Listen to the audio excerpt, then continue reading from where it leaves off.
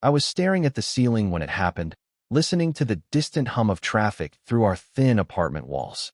The digital clock on my nightstand glowed 3:17 in the morning, and I should have been asleep hours ago. Instead, I was lying here thinking about Marcus again, my straight roommate who had no idea that every casual touch, every shared laugh, every moment we spent together was slowly unraveling me from the inside out. The front door slammed shut with more force than necessary, followed by the unmistakable sound of someone trying very hard to be quiet and failing spectacularly. I heard Marcus bump into the coffee table, followed by a muffled curse that would have made me laugh under different circumstances. He was drunk again, probably celebrating another successful presentation at his marketing firm or drowning his sorrows over some girl who didn't text him back. Comment below where you're listening from, because I have a feeling some of you know exactly what it's like to be stuck in this impossible situation.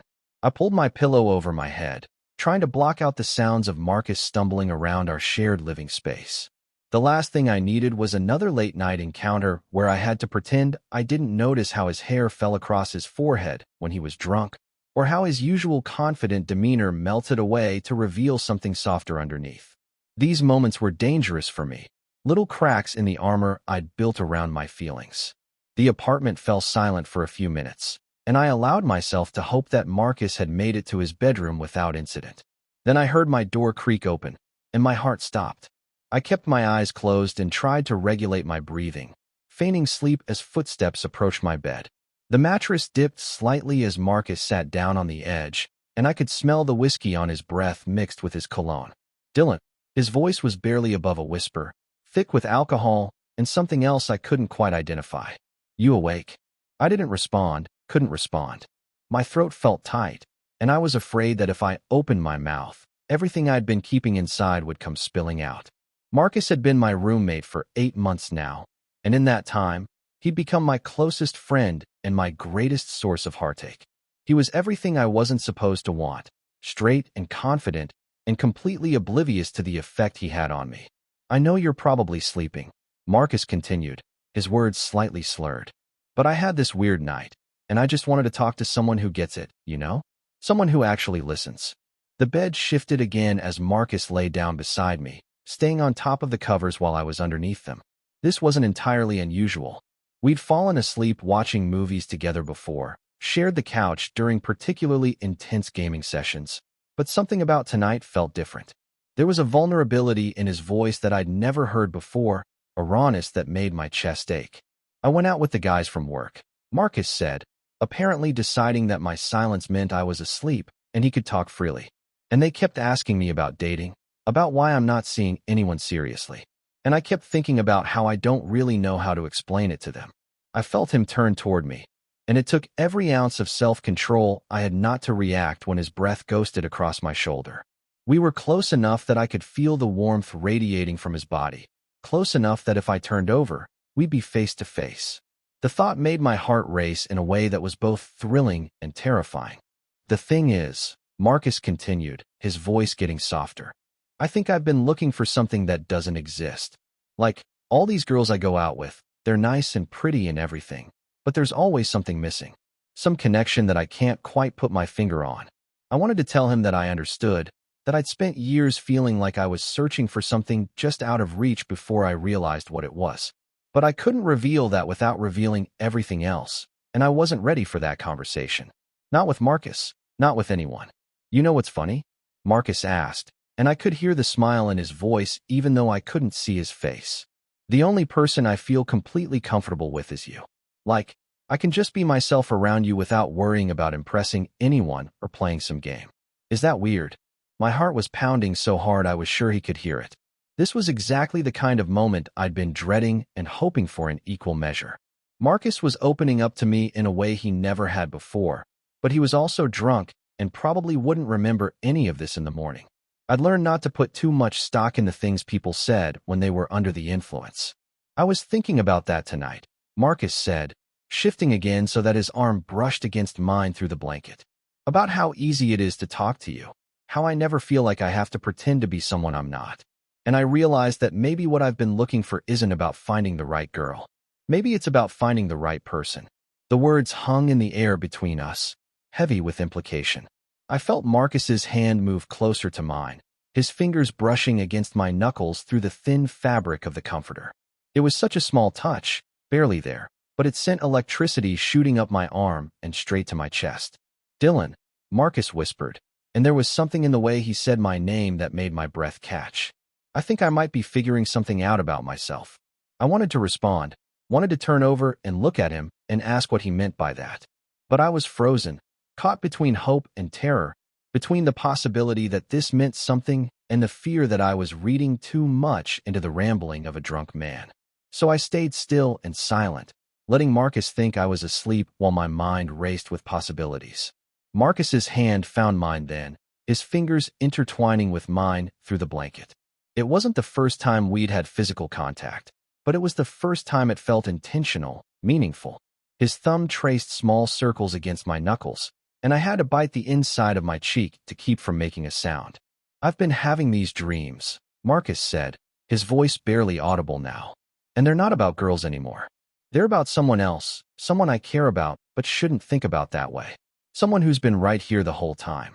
My chest felt tight, like I couldn't get enough air. Was Marcus talking about me? Was he actually saying what I thought he was saying? Or was this just wishful thinking on my part? I'd spent so many nights lying awake wondering what it would be like if Marcus felt even a fraction of what I felt for him. But I'd never dared to hope it was actually possible. "I'm scared," Marcus admitted, his grip on my hand tightening slightly. "I'm scared because I don't know what this means or what I'm supposed to do about it. I've never felt this way about a guy before, and I don't know if it's real or if I'm just confused." The words hit me like a physical blow, confirming what I'd hardly dared to hope. Marcus was questioning his sexuality, and from the sound of it, I was part of that questioning. I wanted to roll over and tell him that it was okay, that figuring yourself out was a process, and he didn't have to have all the answers right away. I wanted to share my own story, my own journey of self-discovery, but I was terrified of ruining this moment. "I keep thinking about what it would be like," Marcus continued, his voice thick with emotion, "to just be honest about what I'm feeling instead of pretending it doesn't exist. But what if I'm wrong? What if I mess everything up and lose the best friendship I've ever had?" The vulnerability in his voice broke something open in my chest. Here was Marcus, the confident, seemingly unshakable guy I'd been in love with for months, admitting that he was just as scared and confused as I'd been when I first started questioning my own sexuality. He was human and flawed and beautiful in his uncertainty, and I wanted nothing more than to comfort him. But I also knew that this conversation was happening because Marcus thought I was asleep. He was using my unconscious presence as a safe space to work through his feelings, and if I revealed that I'd been awake this whole time, it might shatter that sense of safety. So I stayed still and listened, holding on to every word like a lifeline. "The crazy thing is," Marcus said, his thumb still tracing those gentle circles on my hand, "I think I've been in love with him for months without realizing it. All those times I thought I was just being a good friend, I was actually falling for him. And now I don't know what to do with that information." Him. Marcus had said him, and unless there was another guy in his life I didn't know about, he was talking about me. The realization sent a wave of warmth through my entire body, followed immediately by a crash of anxiety. This was everything I'd wanted to hear, but it was also terrifying. What happened now? How were we supposed to navigate this new territory when Marcus didn't even know I was aware of his feelings? "I wish I could talk to him about it," Marcus said with a sigh. "But I'm terrified of making things weird between us. He's the best thing in my life right now, and I can't risk losing that." I felt tears prick at the corners of my eyes, overwhelmed by the emotion in Marcus's voice and the impossible situation we'd found ourselves in. Here we were, both in love with each other, and both too afraid to say anything about it. It would have been funny if it weren't so heartbreaking. Marcus was quiet for a long moment, and I thought maybe he'd fallen asleep. Then he spoke again, his voice even softer than before. "I love you, Dylan," he whispered. "I'm in love with you, and I have no idea what to do about it." The words hung in the air like a confession, raw and honest and beautiful. I felt Marcus's grip on my hand tighten, as if he was anchoring himself to me while he processed what he'd just admitted out loud. My heart was racing so fast I thought it might burst, and I had to concentrate on keeping my breathing steady.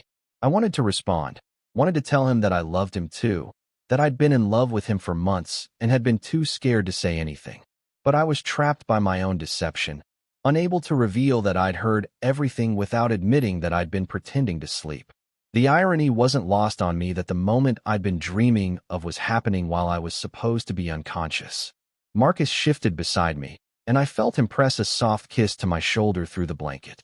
It was gentle and tentative, more of a brush of lips than a real kiss, but it sent shockwaves through my entire system. I'd imagined what it would feel like to have Marcus kiss me countless times, but I'd never imagined it would happen like this, in the dark while he thought I was asleep. "I'm sorry," Marcus whispered against my shoulder. "I know you can't hear me, but I'm sorry for putting this on you. You don't deserve to be someone's sexual identity crisis." I wanted to tell him that he wasn't a crisis, that love was never something to apologize for. I wanted to explain that I understood exactly what he was going through because I'd been there myself, that the confusion and fear were normal parts of figuring out who you are. But all I could do was lie there and listen as the person I loved most in the world berated himself for having feelings. "I should probably go to my own room," Marcus said, but he made no move to let go of my hand. "But I don't want to.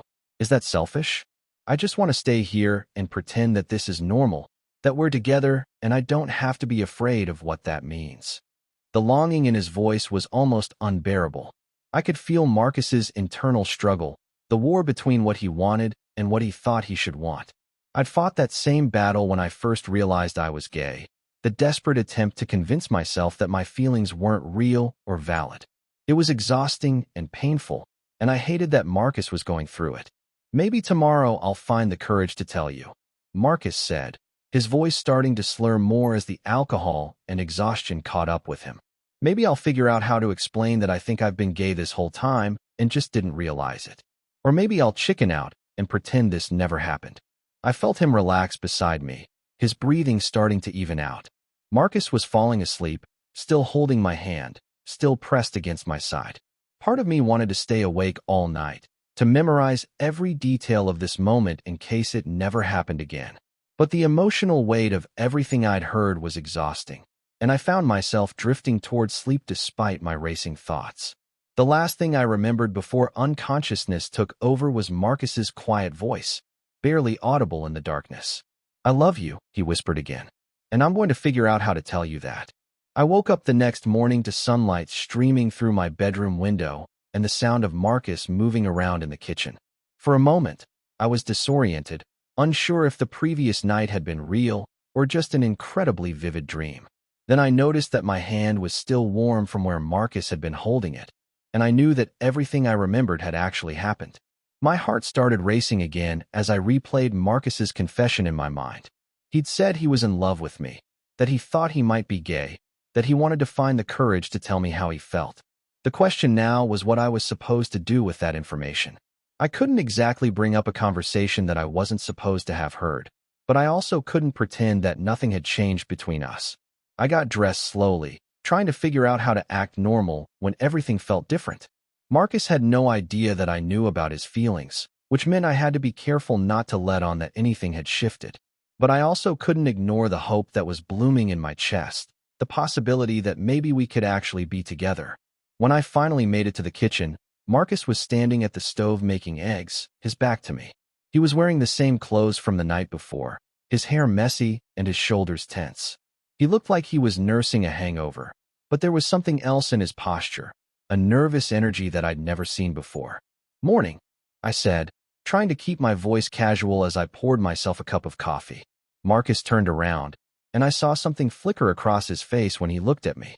It was gone too quickly for me to interpret, but it made my stomach flutter with nervous anticipation. "Hey," Marcus said, his voice rougher than usual. "Sorry if I woke you up when I got home last night. I was pretty drunk." "No worries," I replied, wondering if he remembered anything about our conversation. "How are you feeling?" "Like I got hit by a truck," Marcus said with a weak smile. "But that's what I get for trying to keep up with the guys from accounting." We fell into our usual morning routine, but there was an undercurrent of tension that hadn't been there before. Marcus kept glancing at me when he thought I wasn't looking, and I caught myself doing the same thing. It was like we were both waiting for something to happen, but neither of us knew what. "I was thinking," Marcus said suddenly, setting down his coffee cup with more force than necessary. "Maybe we could hang out today? Just the two of us. Watch a movie or something." There was something in his tone that made me look at him more carefully. Marcus seemed nervous, almost shy, which was completely unlike his usual confident demeanor. I wondered if he was planning to tell me about his feelings, if last night had given him the courage he'd been looking for. Sure, I said, trying not to sound too eager. That sounds great. We spent the morning doing mundane things, cleaning the apartment and running errands, but the tension between us continued to build. Marcus was quieter than usual, lost in thought, and I found myself analyzing every word and gesture for hidden meaning. It was exhausting, this constant state of hyper-awareness, but I couldn't seem to turn it off. By afternoon, we'd settled on the couch to watch a movie, but neither of us was really paying attention to the screen. Marcus kept fidgeting with the remote, and I was acutely aware of the space between us on the couch. We usually sat closer together, but today there was a careful distance that felt loaded with significance. "Dylan," Marcus said suddenly, muting the television. "Can I ask you something?" My heart jumped into my throat. This was it, the moment I'd been waiting for and dreading in equal measure. I turned to face him, trying to keep my expression neutral. "Of course," I said. Marcus was quiet for a long moment, staring at his hands. When he finally looked up at me, his eyes were filled with a vulnerability that took my breath away. "How did you know?" he asked quietly. "When you figured out you were gay, how did you know for sure?" The question caught me off guard, even though I'd been expecting something like this. Marcus had never asked me about my sexuality before, had never shown any curiosity about my dating life or lack thereof. The fact that he was asking now, after last night's confession, felt significant. "I don't know if there was one specific moment," I said carefully. It was more like a gradual realization that what I was feeling for guys was different from what I was supposed to be feeling for girls. Marcus nodded, hanging on every word. "But weren't you scared?" "About what it meant." "Terrified," I admitted. I spent months trying to convince myself that I was just confused, that it was a phase or something. But eventually I had to accept that this was who I was. "How long did it take?" Marcus asked. "To accept it, I mean." I thought about it for a moment, remembering my own journey of self-discovery. A couple of years, maybe. It's not like there's a timeline for figuring yourself out. Everyone's different. Marcus was quiet again, processing what I'd said. I could see the wheels turning in his head, and I had a pretty good idea what he was thinking about. Part of me wanted to make it easier for him, to tell him that questioning your sexuality was normal and that he didn't have to have all the answers right away. But I couldn't do that without revealing that I knew what he was going through. "Can I tell you something?" Marcus asked, his voice barely above a whisper. "Always," I said, and I meant it. Marcus took a deep breath, like he was steeling himself for something difficult. "I think I might be having some kind of identity crisis." I waited, giving him space to continue at his own pace. This was clearly hard for him, and I didn't want to push. "I've been having these feelings," Marcus said, his cheeks flushing slightly. "About someone I care about. Someone I never thought I'd feel that way about." My heart was pounding, but I tried to keep my expression encouraging and supportive. "That must be confusing." "It is," Marcus said with a shaky laugh. "I keep trying to convince myself that it's just friendship, that I'm misinterpreting my own emotions. But I can't stop thinking about him." Him. There it was again, the pronoun that changed everything. Marcus was looking at me intently, like he was trying to gauge my reaction. I could see the fear in his eyes, the terror that I might judge him or pull away. "There's nothing wrong with having feelings for someone," I said gently, "even if those feelings surprise you." "But what if I'm wrong?" Marcus asked. "What if I'm just confused and I end up hurting someone I care about?" I wanted to tell him that love was never wrong, that the only mistake would be denying his feelings out of fear. But I also understood his hesitation. Coming to terms with your sexuality was a deeply personal process, and it couldn't be rushed. "Maybe the question isn't whether you're right or wrong," I said. "Maybe it's whether these feelings are real and worth exploring." Marcus stared at me for a long moment, and I could see something shift in his expression. There was a new determination there, a resolve that hadn't been there before. "Dylan," he said, his voice stronger now, "the person I've been having feelings for is you." Even though I'd known this was coming, hearing him say it out loud still hit me like a physical blow. All the air left my lungs, and I felt dizzy with the weight of the moment. This was really happening. Marcus was telling me that he had feelings for me, and I had to figure out how to respond without revealing that I'd already known. "I know this is probably weird," Marcus continued, rushing to fill the silence. And I know you probably don't feel the same way. But I couldn't keep pretending that these feelings don't exist. I looked at Marcus, really looked at him, and saw everything I'd been hoping to see for months. The love in his eyes, the vulnerability, the desperate hope that maybe this could work out. He was offering me everything I'd ever wanted, and I was too stunned to respond. "I'm in love with you," Marcus said, his voice cracking slightly. "I think I have been for a while, but I was too scared to admit it to myself. And I know this changes everything between us, but I had to tell you." The words hung in the air between us, heavy with possibility. Marcus was looking at me with such hope and fear that it broke my heart. He'd found the courage to be honest about his feelings, and now he was waiting for me to either accept or reject him. "Marcus," I said, my voice coming out rougher than I intended, "I need you to know that this doesn't change anything bad between us. If anything, it makes everything better." I saw confusion flicker across Marcus's face, followed by a tentative hope. "What do you mean?" "I mean that I'm in love with you too," I said, the words tumbling out before I could second-guess myself. "I have been for months, but I thought you were straight, and I didn't want to make things weird between us." Marcus's eyes widened, and for a moment he looked like he couldn't quite process what I'd said. Then a slow smile spread across his face, transforming his entire expression. "Really?" he asked, like he couldn't quite believe it. "Really?" I confirmed, feeling my own smile mirror his.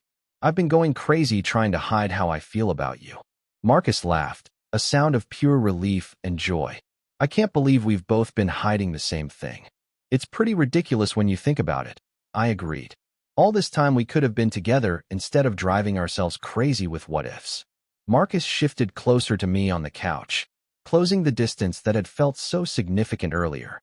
"So what happens now?" "Now we figure it out together," I said. "There's no rush, no pressure. We can take this as slow as you need to." "What if I'm not good at this?" Marcus asked, his vulnerability showing again. "What if I don't know how to be with a guy?"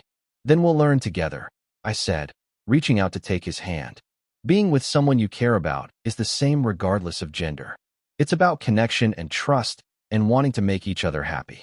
Marcus squeezed my hand, his thumb tracing the same gentle circles he'd made the night before. "I was so scared you'd think I was crazy or that I'd ruin our friendship." "You could never ruin our friendship," I said firmly. "If anything, this just makes it stronger." We sat there for a moment, hands intertwined, both of us processing the magnitude of what had just happened. The movie was still playing silently in the background, but neither of us was paying attention to it.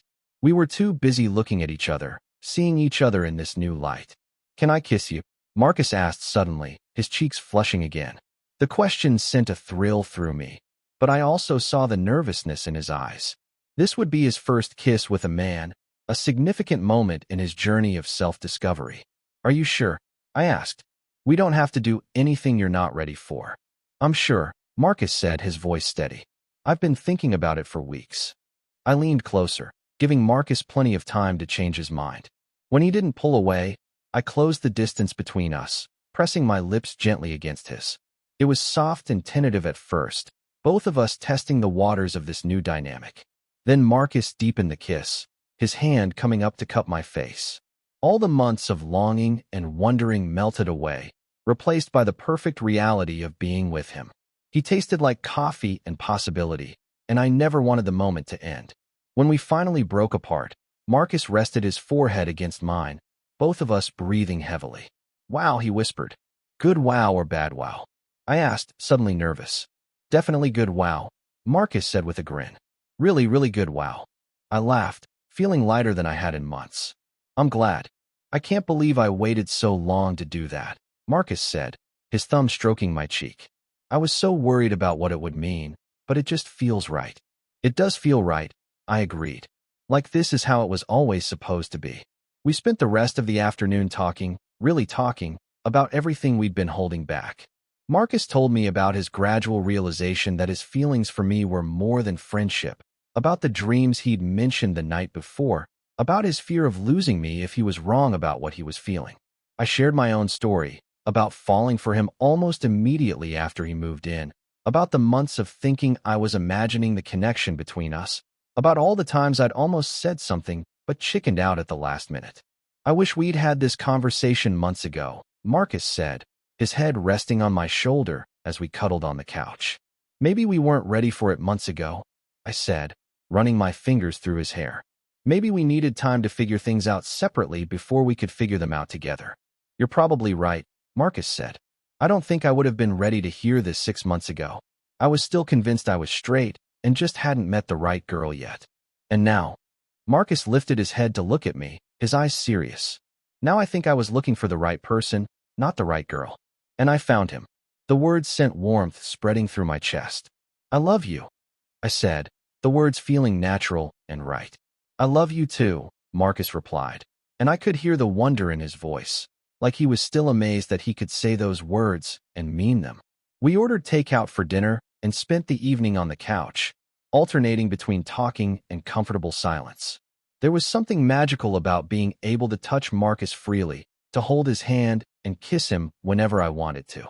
It felt like a dream I was afraid to wake up from. What do we tell people? Marcus asked as we were getting ready for bed. About us, I mean. Whatever you're comfortable with, I said. There's no rush to label anything or make announcements. We can just be us and see how it goes. Marcus nodded, looking relieved. I think I need some time to get used to this before we start dealing with other people's reactions. That's completely understandable, I said. Coming out is a process, and you get to control the timeline. Thank you, Marcus said, pulling me into a hug. For being so patient with me, for not making this harder than it already is. Thank you for being brave enough to tell me how you felt, I replied. I know that wasn't easy. We stood there holding each other, and I marveled at how perfectly Marcus fit in my arms. It was like we'd been designed to be together, two puzzle pieces that had finally found their match. Can I sleep in your room tonight? Marcus asked quietly. I know we're taking things slow, but I just want to be close to you. Of course, I said, my heart swelling with affection. I'd like that too. We climbed into my bed together, and Marcus immediately curled up against my side, his head on my chest. It was similar to how we'd slept the night before, but everything felt different now. There was no pretending, no hiding, just the simple intimacy of being together. This is nice, Marcus murmured, his voice already heavy with sleep. It is, I agreed, pressing a kiss to the top of his head. Sweet dreams, Marcus. Sweet dreams, Dylan. I lay awake for a while after Marcus fell asleep, listening to his steady breathing and trying to process everything that had happened. 24 hours ago, I'd been lying in this same bed convinced that my feelings for Marcus would never be reciprocated. Now he was sleeping in my arms, having confessed his love and taken the first steps toward accepting his sexuality. It felt too good to be true, but the weight of Marcus's body against mine was real, solid proof that this wasn't just another wishful thinking fantasy. We were together, really together, and for the first time in months, I felt completely at peace. The next few weeks passed in a blur of discovery and adjustment. Marcus and I settled into our new dynamic with surprising ease, like we'd been waiting our whole lives to be together. We took things slow physically, both of us wanting to savor each new experience and make sure Marcus was comfortable with every step. Marcus was surprisingly natural at being in a relationship with a man. His initial nervousness faded quickly, replaced by a confidence that came from finally being honest about who he was. He threw himself into learning about gay culture and history, asking me endless questions about my own experiences and seeking out books and articles about sexuality and identity. I think I've been gay this whole time, he told me one evening as we were cooking dinner together. Looking back, all the signs were there. I just didn't know how to interpret them. How do you feel about that? I asked, genuinely curious about his process of self-discovery. Relieved, mostly, Marcus said, stirring the pasta sauce. Like everything finally makes sense. All those relationships with women that felt forced. All the times I felt like I was playing a role instead of being myself. It all adds up now. I watched Marcus as he talked, noting the peace in his expression. The anxiety and confusion that had marked his early days of questioning were gone, replaced by a quiet confidence in his identity. I'm proud of you, I said, wrapping my arms around him from behind. It takes courage to be this honest with yourself. Marcus leaned back against me, his body relaxing into mine. I couldn't have done it without you. Having someone who understood what I was going through made all the difference. We'd had this conversation several times over the past few weeks, but I never got tired of hearing about Marcus's journey. Watching him come into his own, Seeing him embrace this new part of himself was one of the most beautiful things I'd ever witnessed. When do you think you'll be ready to tell other people? I asked, not pushing but curious about his timeline. Soon, I think, Marcus said, turning in my arms to face me. I want to tell my sister first, then maybe some close friends. I'm not worried about their reactions anymore. I know who I am now. The confidence in his voice made my heart swell with pride and love. Marcus had come so far from the scared, confused man who'd drunkenly confessed his feelings in my bed. He'd done the hard work of self-acceptance, and it showed in every aspect of his life. I love you, I said, the words still feeling new and wonderful every time I said them. I love you too, Marcus replied, kissing me softly. More than I ever thought possible. We were interrupted by the timer going off, signaling that dinner was ready. As we sat down to eat, I reflected on how much our lives had changed in such a short time. We'd gone from roommates to friends to lovers, and each transition had felt natural and right. I have something to tell you, Marcus said suddenly, looking nervous. My heart skipped a beat, worried that he was having second thoughts about us. What is it? I called my sister today, Marcus said, his nervousness giving way to excitement. I told her about us. I stared at him in surprise. Marcus had been talking about coming out to his family for weeks, but I hadn't expected him to actually do it so soon. How did it go? I asked. Better than I expected, Marcus said with a grin. She said she'd been wondering when I was going to figure it out. Apparently, she's known I was gay longer than I have. I laughed, feeling a wave of relief and happiness. That's amazing. How do you feel? Free, Marcus said simply. Like I can finally stop hiding part of myself. She wants to meet you, by the way. She's coming to visit next month. The idea of meeting Marcus's family as his boyfriend was both thrilling and terrifying. It would make our relationship official in a way that felt significant and permanent. I'd love to meet her, I said, meaning it completely. Good, Marcus said, reaching across the table to take my hand. Because I want everyone to know how happy you make me. The sincerity in his voice brought tears to my eyes. After months of hiding my feelings, of thinking that Marcus could never love me back, hearing him talk about our relationship with such openness and pride felt like a miracle. You make me happy too, I said, squeezing his hand. Happier than I ever thought I could be. We finished dinner and settled on the couch to watch a movie, but I found myself distracted by the magnitude of what Marcus had shared. He'd taken another huge step in his journey, and he'd done it because he was proud of who we were together. Are you okay? Marcus asked, noticing my distraction. You seem quiet. I'm just processing, I said. I'm so proud of you for telling your sister. I know that wasn't easy. It was actually easier than I thought it would be, Marcus said. Once I started talking, the words just came. I told her about realizing I was gay, about falling in love with you, about how happy I am now that I'm being honest about who I am. What did she say? She said she was happy for me, and that she'd been worried I was going to spend my whole life trying to be someone I wasn't, Marcus said. She also said she could hear the difference in my voice, that I sound more like myself than I have in years. I could understand what his sister meant. Marcus did seem more like himself now, more relaxed and confident, and genuinely happy. The constant tension that had marked his struggle with his identity was gone, replaced by a peace that radiated from him. I feel like myself for the first time in my life, Marcus said, echoing my thoughts. Like I can finally stop performing and just be. I'm so glad, I said, pulling him closer to me. You deserve to be happy and authentic. So do you, Marcus said, kissing my temple. Thank you for being patient with me while I figured all this out. Thank you for being brave enough to figure it out, I replied, and for choosing to share it with me. We spent the rest of the evening talking about the future, about Marcus's plans to come out to more people, about what we wanted our relationship to look like going forward. It was the kind of conversation that would have terrified me a few months ago, but now it felt natural and exciting. I want to move into your room permanently, Marcus said as we were getting ready for bed. If that's okay with you. I hate sleeping alone now.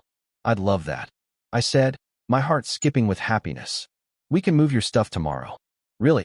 Marcus asked, his face lighting up like a kid on Christmas morning. Really, I confirmed. I want to wake up next to you every morning. Marcus kissed me then, deep and passionate, and I could taste his joy and excitement. This was what love was supposed to feel like, I realized. Easy and natural and full of possibility. As we settled into bed together, Marcus curled up against my side in the position that had become our default. I ran my fingers through his hair, marveling at how perfectly we fit together. "I love you," Marcus murmured, already half asleep. "I love you too," I whispered back, pressing a kiss to his forehead. I lay awake for a while, listening to Marcus's steady breathing and thinking about how much our lives had changed. 6 months ago, I'd been a lonely gay man convinced that I'd never find love.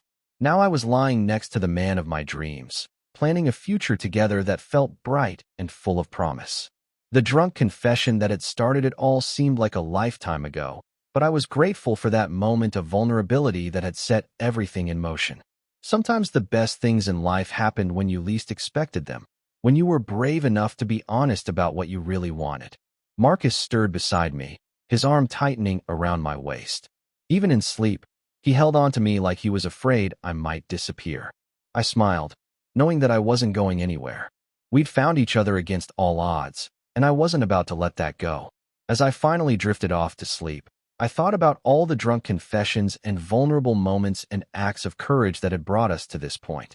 Love wasn't always easy or straightforward, but when it was real, it was worth fighting for. Marcus and I had both learned that lesson, and we'd come out stronger on the other side. The future stretched out before us, full of challenges and adventures and quiet moments of happiness. We'd face it all together, two men who'd found love in the most unexpected place and had the courage to embrace it. And that, I thought as sleep finally claimed me, was the most beautiful thing of all.